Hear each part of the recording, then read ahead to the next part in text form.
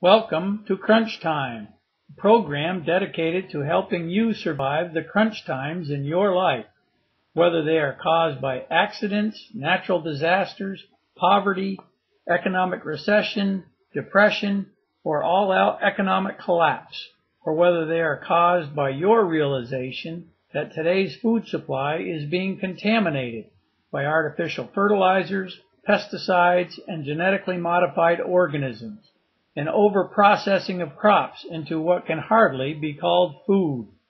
We want to help you through the crunch times in your future by teaching you what we have learned about organic gardening, food storage, and food preparation. We'll bring you into our kitchen and into our garden and share with you what we have learned, hopefully before your crunch times arrive. Now here is Chef Francois. Welcome back to Crunch Time, where Jesus is King and all our desires are to serve Him. Today we're going to show you how to make soy milk and soy yogurt. Okay, you can buy these bags of soybeans from a couple different Oriental food stores down in Albany area.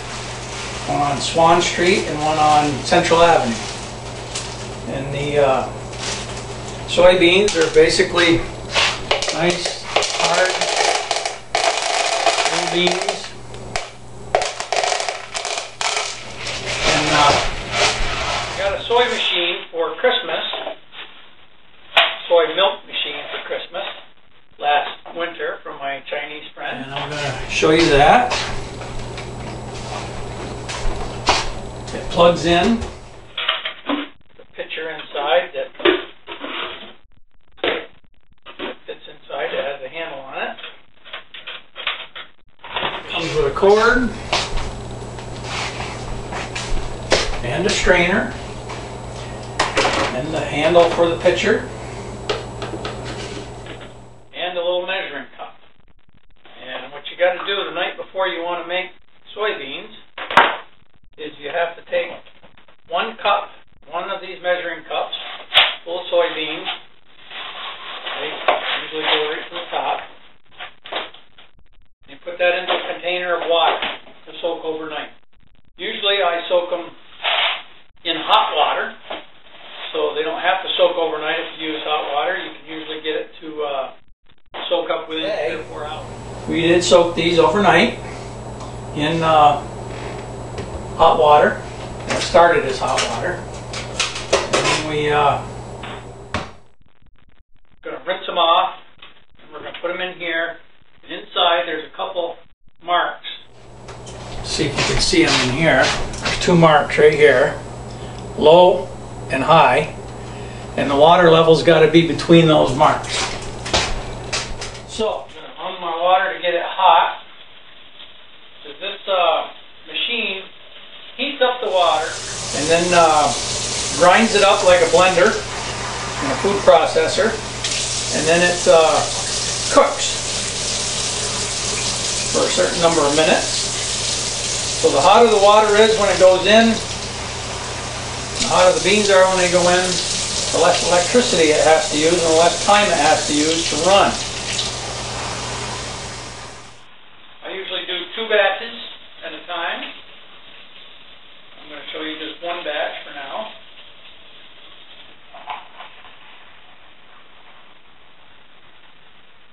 Alright, this little container that I've got, when I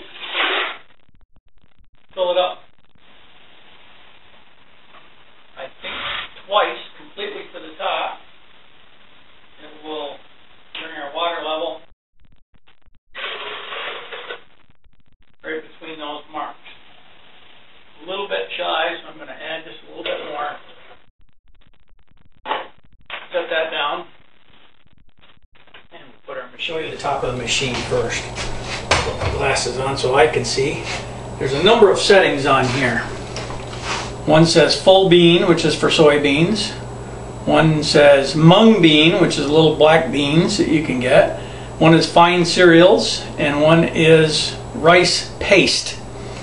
So it's used for a number of different things. I only use it for soy milk. Okay, so plug it in, I pop it down, lock it down, and then I turn it on. And when that warms up, it will spin the propeller inside the blender, and then it'll kind of cool down. I can hear it hissing inside right now. Doubt you can pick that up on the camera. But it's hissing a little bit inside. That's the water boiling because I brought it in fairly hot. So when it hits that heating element, which was that tube that goes around the bottom and back up, it gets hot and boils right there. And when this temperature sensor gets hot enough, then it knows it's hot enough and it turns on the blender. And when the temperature sensor senses cool temperature again, because the heat that went with the temperature sensor originally gets mixed around and it kind of gets homogeneous temperature, it's cooler than it was in that one spot. So it'll shut off for a minute and then it'll heat up some more, and then when the blender turns on again, it'll do it for 2 or 3 minutes. And then when it finally gets done, I'll show you what we're going to do. Okay, so for now I can put soybeans away, and well, I can show you this while we're waiting. This is a fine mesh screen, and you can probably see a couple spots in here where some soy pulp got caught in there. And you can buy screens like this, a little bit coarser than this, at the grocery store. And I'm going to go answer my phone.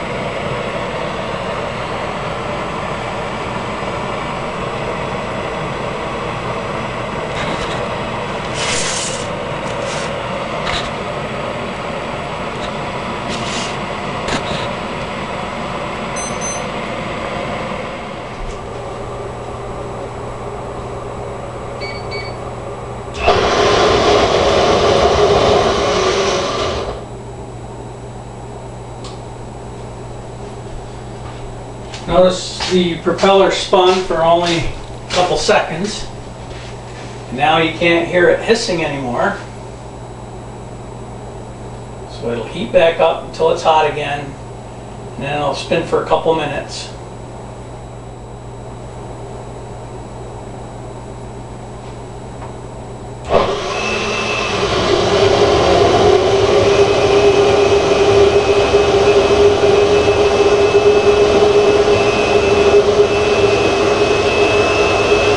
Spinning if you can't hear it on the recorder.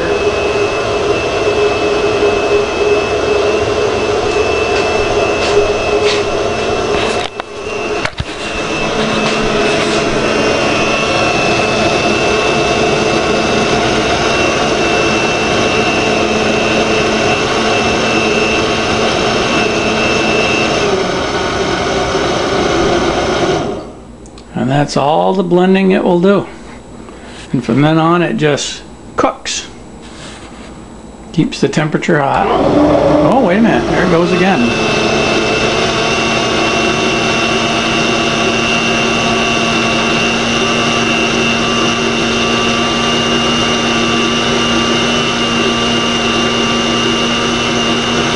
Notice you can hear a difference in the sound when it initially turns on. It goes, and then it it winds up to this because the beans have been chopped into fine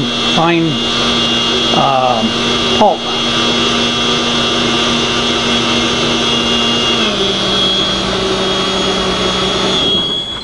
Okay, the timer is beeping.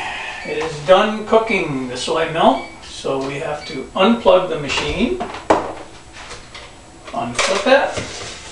I'm going to get my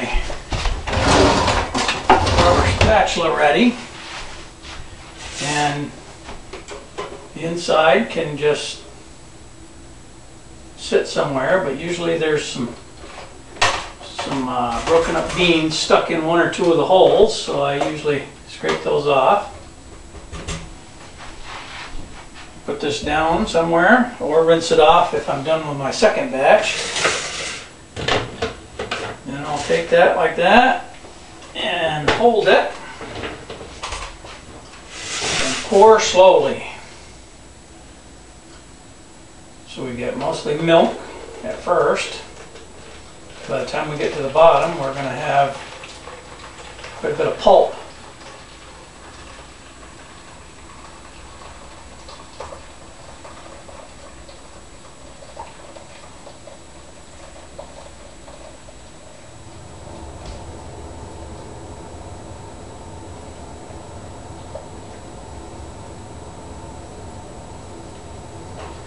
Okay, we're getting close. Got a lot of foam and a lot of pulp. I'm going to show you here.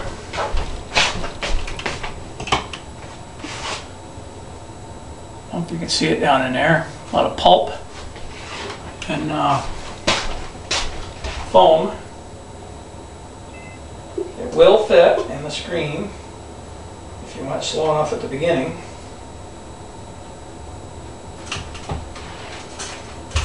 Put it back down, ready to put back up. And then we want to notice the milk is coming through fairly slow.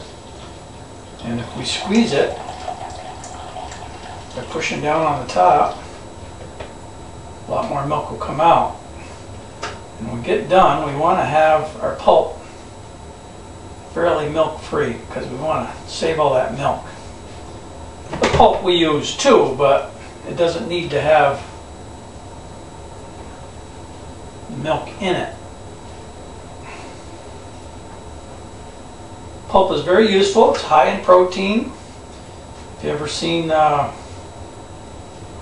people that are hooked on exercising and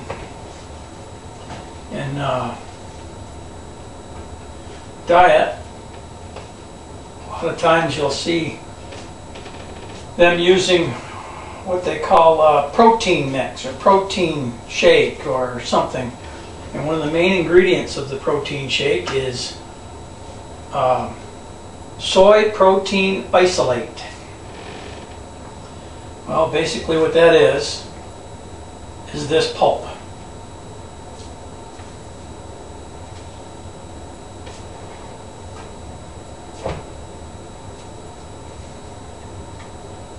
Very little milk coming out now. I'll show you. The pulp is nice and heavy. All right, and I take the same container that I had before with no water in it. That's where I save the pulp. And I can fit about three or four batches in there. I want to rinse my screen. Okay, then we got to have a place to put the milk. Well, I take a bottle that is 3 quarts, made for apple juice, and after it's been cleaned out and rinsed out,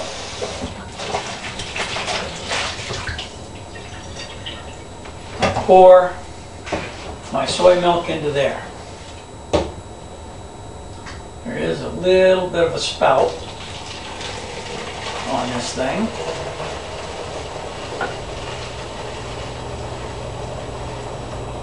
Now I said I was going to show you how to make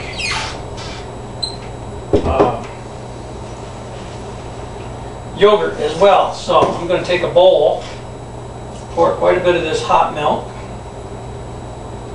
right into the bowl. About 3/4 of the bowl full. Pour the rest of it into here.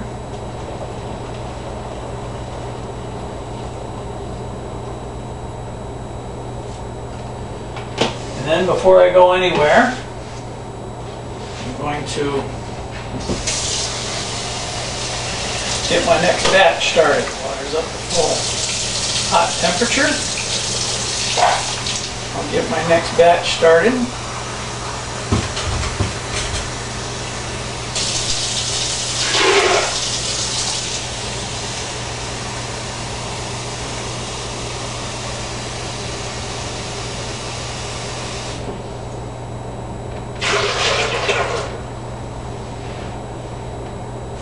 Just a little bit more.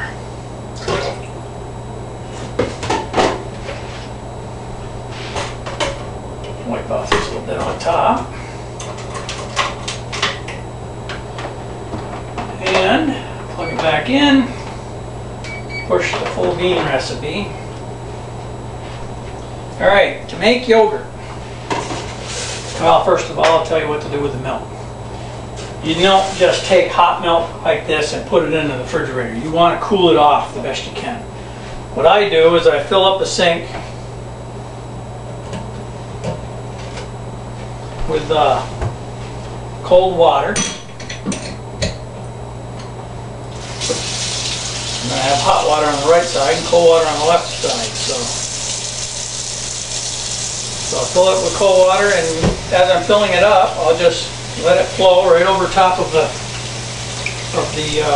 jar. I don't know if we can see that or not. No, we can't. No, we can see it from this camera. Blow it right over the jar. Fill that sink right up with cold water, and then we'll just turn this jug sideways and let it sit right in there. Spin it once in a while. Notice that it's collapsing because of the heat that was in there. When it does that, just open it up, let some air in, and put it back under the cold water again. So once it's got enough water in the cold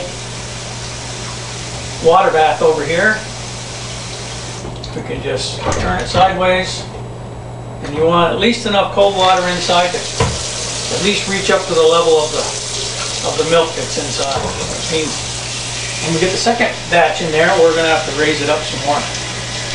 Okay, but right now it's floating, so that's enough. Okay, we've already rinsed this out. We've already got this ready to cool off. You can put this in the cold water as well, because you're going to end up putting that in the refrigerator. And when we go to make the soy, oh, I can rinse off this too. You don't have to rinse it too much because I'm going to be using it again. You want to let this milk cool down enough so that it gets down to about body temperature. Culture temperature is what we call it. And we're going to fill up our sink with fairly warm water. You know, I can basically burn my hand on it, so I leave it under there too long. But in order to make milk into yogurt, it's a real simple process. This has got to cool down a little bit more first. And then all you do is you just take a good tablespoonful of yogurt,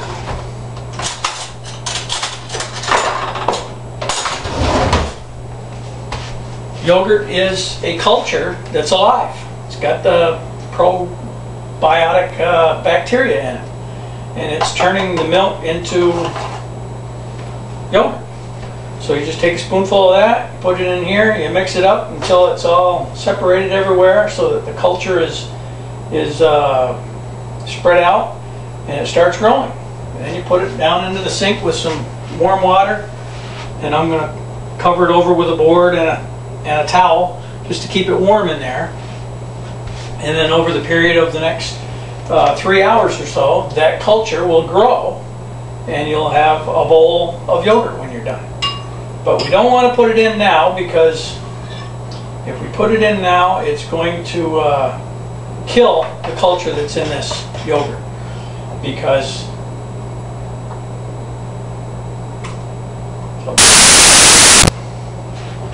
so I could cool it off just a hair by putting it in the cold water bath, pushing it around a little bit.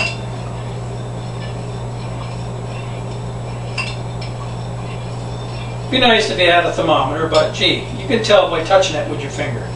You want it about 4 or 5 degrees above your body temperature, so it'll feel lukewarm. All right, our machine is starting to cook again there. So once it gets cool, just open up some yogurt. This happens to be Greek style yogurt. Take 1 spoonful. That's all it takes.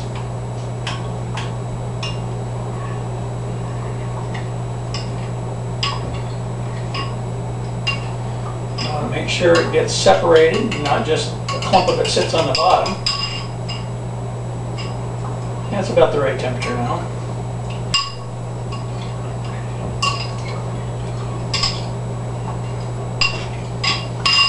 Okay, I'm going to bring the camera over and show you close up of the little floating pieces of yogurt inside. See the little pieces floating inside.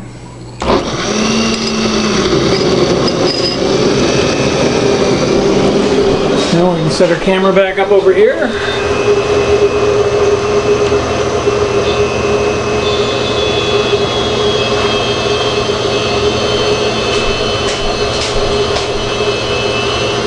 Now that we got this all mixed in,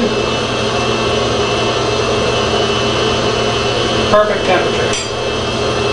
I'm going to set it down in the sink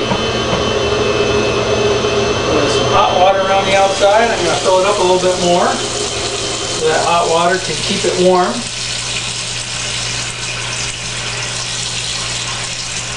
And then I've got my cutting board that happens to fit right down in this sink fairly easy. Go down about 1 inch. I'm going to just do that, and then take a towel, which I happen to have ready here, and we're just going to cover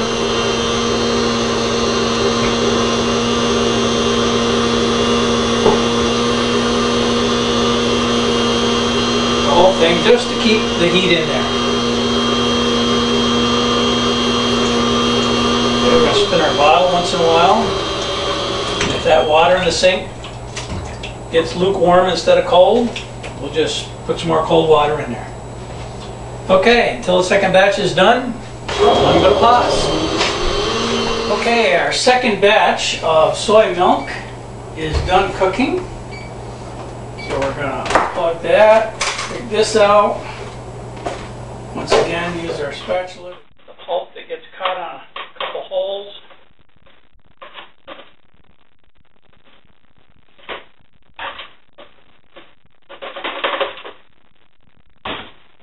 Down. My milk strainer out. Once again, I'm going to show you how to make chocolate milk. The way I make it, soy.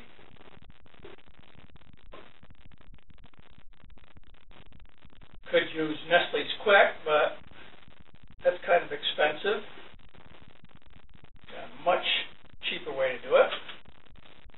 So while that's draining, cocoa, stuff you bake with, and sugar. Usually I have one of these empty that I use to mix it in, but since we don't have that, I'm going to use a dried out thing like that. And basically what we do is, I like to use only a half a cup of sugar.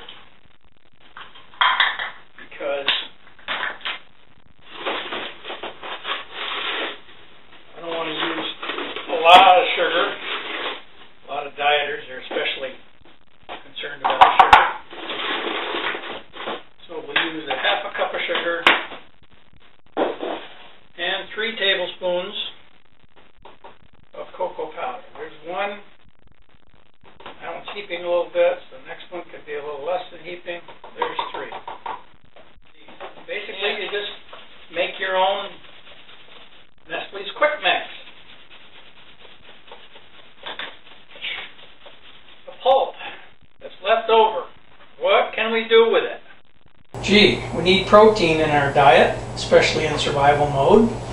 So this pulp can be put into almost any recipe. Cakes, pies, soup, casserole, all kinds of things. My wife likes eating it just straight, just putting a little bit of either garlic powder on it or sweetener, artificial sweetener. Speaking of sweetener, I was in the middle of telling you about why I don't particularly care to use sugar anymore. We have what's called stevia. Stevia is a plant.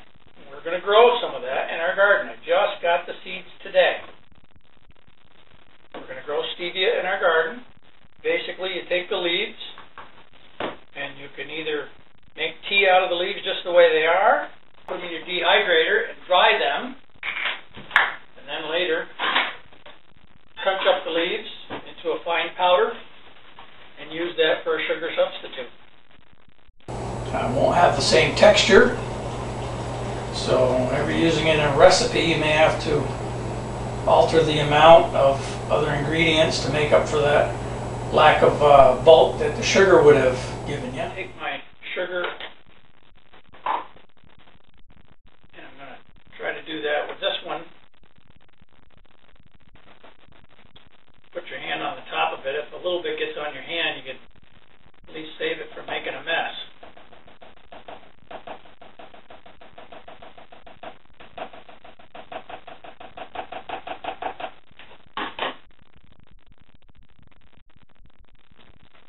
Usually when that milk is hot, when you first put it on, if you shake it like this, it wants to expand the bottom. So you're going to have to, and it'll be very hot on your hands too. So you can squeeze it. So there we have our milk. Now we can let the air back in, because when we cool this, it will condense. All right, welcome back. We've got our crock pot full of our turkey carcass pieces, and in this sink right here we are making yogurt from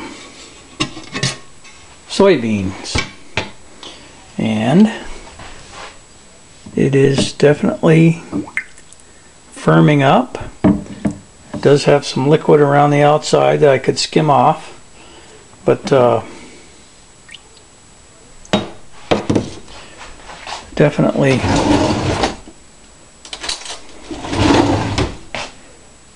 firm, like Greek style yogurt. In the last minute of our show, I'd like to tell you about the real reason for this show: Jesus Christ, King of Kings and Lord of Lords. Without Jesus as my Savior, I would not be confident entering into these trying times that lay ahead.